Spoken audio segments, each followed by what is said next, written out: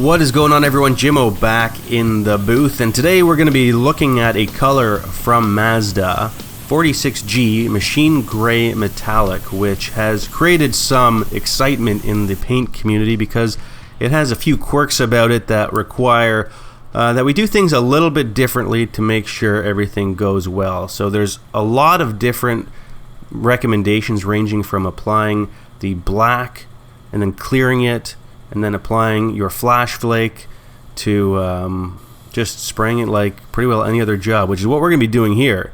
So he's applying a black, my friend Matt, applying a black over the front end and blending it out into the panels next to it. So we've got the fenders covered, and then we're blending into the door. He's also doing a bumper on this, and then he's going to put down a wet bed blender and actually let that dry. So that's going to flash off completely before we go on to the next step, and it's going to fill in any of the minor sand scratches. And speaking of sand scratches, generally most manufacturers are recommending a fine prep such as a 1000 to finish in. Otherwise this flake can get caught in scratches and reflect poorly and not really look right. So here is the flake going on, and it took two medium coats, and then it was about two effect coats, so drier coats, to even out the metallics. The only thing I really noticed on this color is that it was easy to make it appear blotchy, just such a fine flake that if you put it on too wet in certain areas or piled it on, it would kind of dance around and then reflect that blotchiness. So a few orientation coats or effect coats, whatever you want to call them, we've covered this a few times, the terminology is just all over the place, seemed to straighten everything out, and it seemed like a lot of excitement over nothing. Now we did use a slower binder in this just to give it more time to all land consistently and dry at the same rate, but you can see here that everything seemed to land pretty good. We ended up with a good looking job at the end,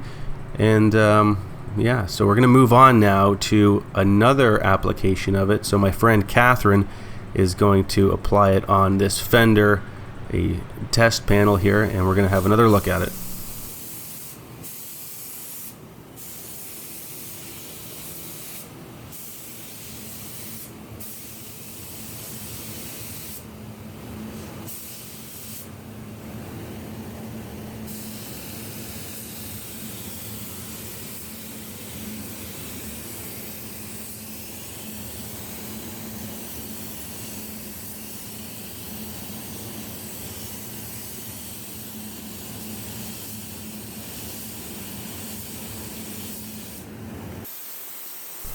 So after we get the black on, I'm going to check my fan here on the wall just for fun. We've got the Sata 5000 we're using today.